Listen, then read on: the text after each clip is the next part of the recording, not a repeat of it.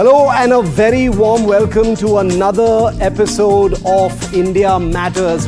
Remember, over a week since Operation Sindoor happened, the country continues to be on war alert. The Prime Minister went to the Adampur base.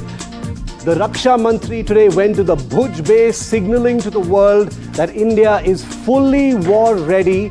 But it isn't just Pakistan that has been struck by Indian missiles, because today, ladies and gentlemen, the gloves have come off in a very, very different way. And I'm going to tell you how right here on India Matters.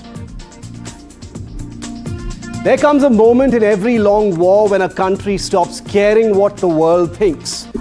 For India, that moment is now. This week, India took the gloves off, and not on the battlefield, but on the global hypocrisy industry. The government has finally begun calling out the sanctimonious American-controlled institutions that for decades have enabled, whitewashed and quietly funded the terror state next door. Do I even need to name it? And if that makes the world uncomfortable, well, good.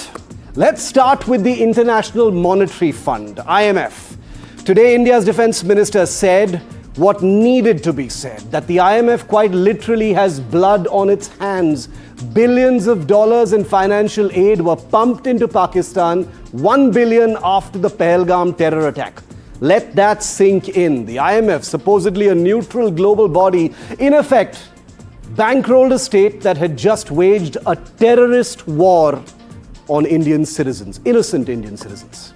Yes, the IMF has its so-called obligations, but when those obligations end up funding bullets, bombs, and the infrastructure of jihad, someone has to be held accountable, because what the IMF did, wittingly or not, but well, let's face it, wittingly, was signal to the world that terrorism has no consequences. That even if you kill Indian tourists, blow up soldiers, and trigger a cross-border conflict, you will still be rewarded with bailout money. That is not just immoral, it is evil, and let's call it that. Second, the International Atomic Energy Agency, or IAEA. For years, this body has acted like Pakistan and India are nuclear twins, like there's some moral equivalence, like Pakistan isn't an unstable, radicalized, irresponsible state that uses nuclear blackmail as an insurance policy for its terrorist army. So here's a simple question on India Matters tonight. Why has the IAEA never taken a single step against Pakistan? Why has it never questioned how a nuclear state can sponsor terrorism and still be treated like a responsible power? The Indian government today, not some fringe element, the government, the Raksha Mantri today, rightly said what should have been said a long time ago, that the IAEA's silence on Pakistan is complicity. Third, let's talk about the big elephant in the room, the Rolls-Royce of useless organizations, the United Nations. A bloated relic that's increasingly unfit for any purpose. Whether it's the FATF, the Financial Action Task Force on Terror Financing, the United Nations Security Council, or any of the alphabet soup institutions under the UN umbrella. None of them have lifted a finger as Pakistan turned terrorism into a national sport. All they've done is issue pathetic statements about de-escalation and restraint, as if India and Pakistan are morally equivalent actors, as if it was India that sent terrorists to kill innocents in Pahalgam. This conflict, viewer, has exposed them all.